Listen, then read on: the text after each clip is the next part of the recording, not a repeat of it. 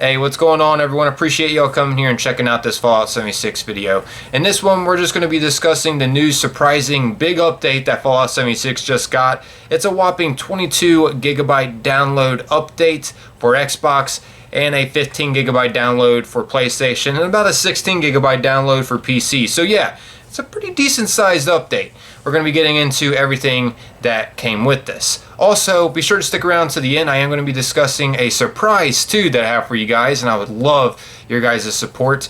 As always, it's totally up to you if you want to stick around to the end for the surprise.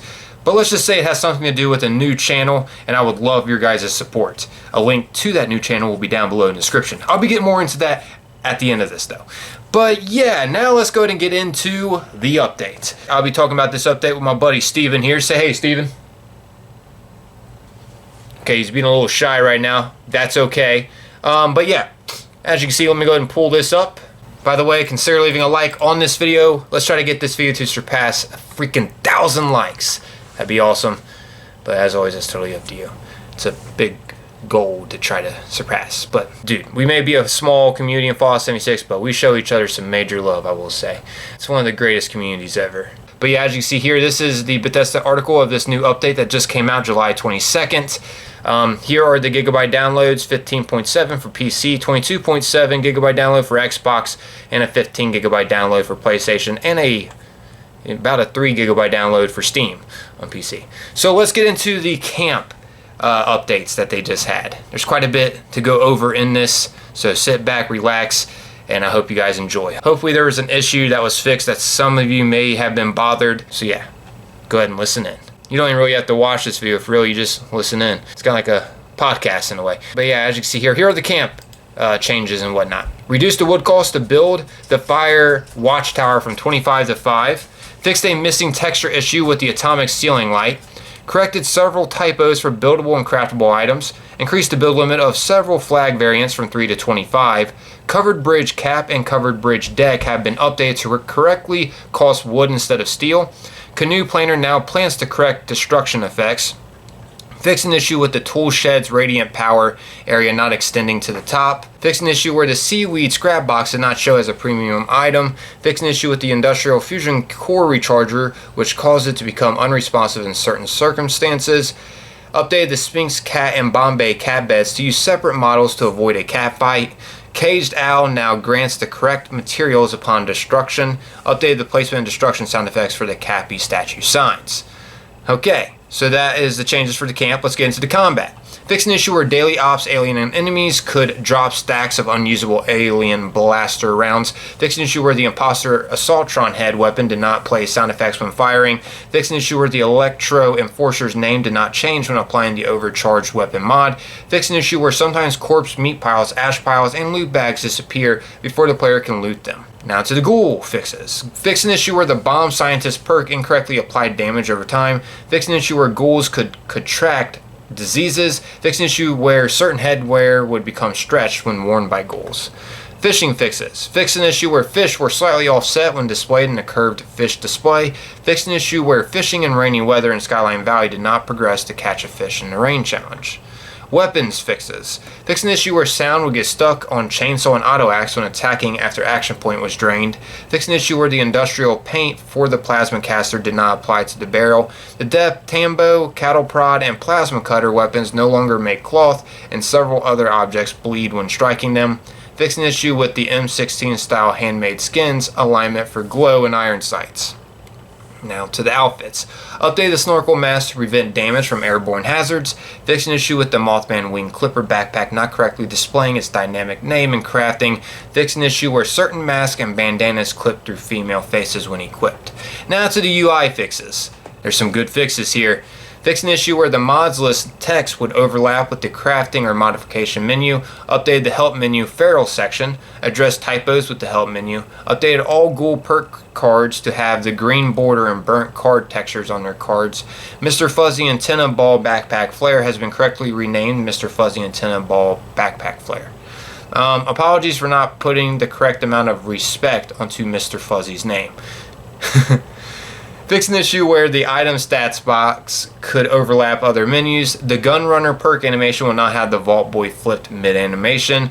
updated the vault storage facility shelter entrance to correctly identify the item as an entrance, fixed an issue where the transfer menu would fail to show all items when using take all from nearby corpse. That is great right there. That's some great news. I know this was a problem for a lot of players. Fixed an issue where the Icebreaker's Cryo Cold Harbor description could appear in the Pip-Boy.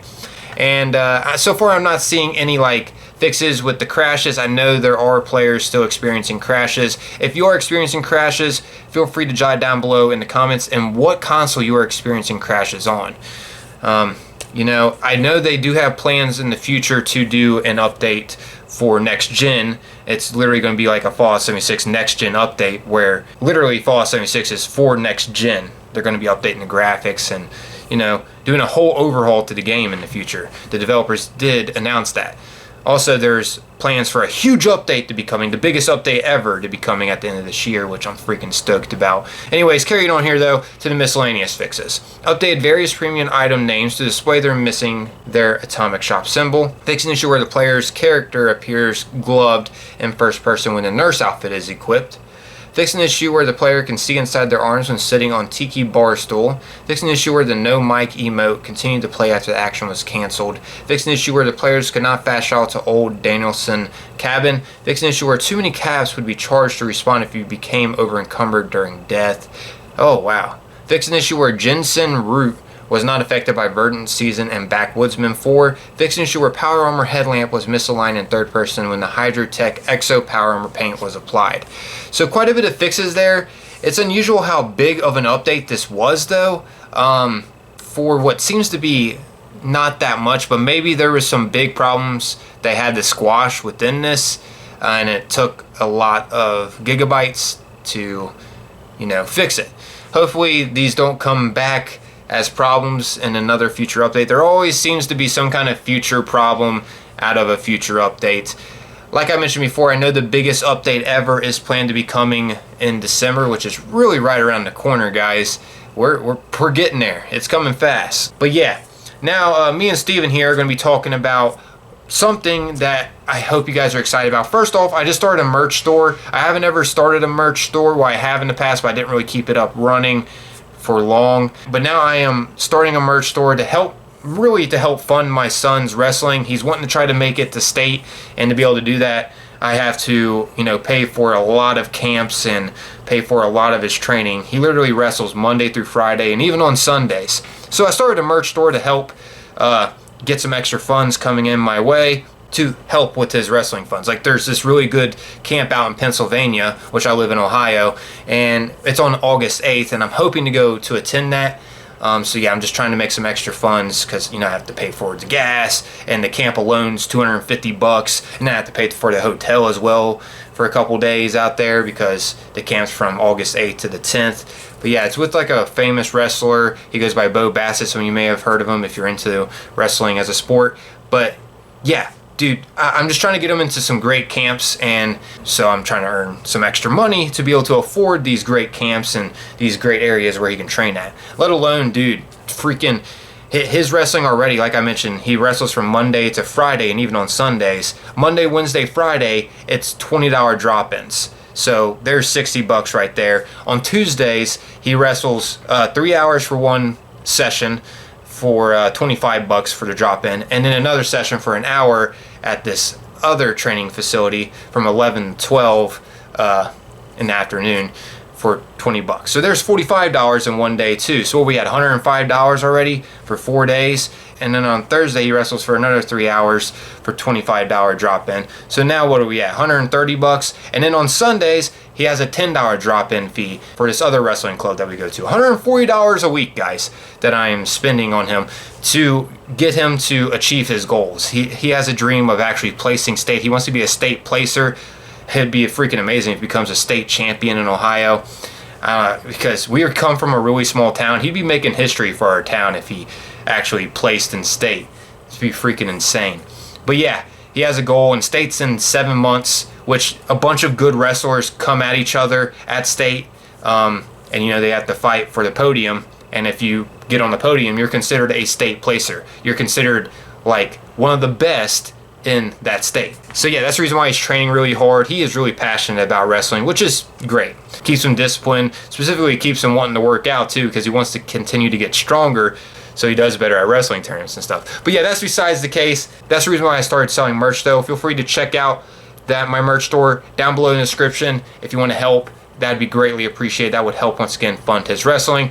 And also, we started a family YouTube channel where you're going to be seeing a lot of his wrestling and stuff on that channel specifically, as well as some other things I'll be doing with my family too. Just basically, this is like a Kickstarter for my son to get into video editing and stuff.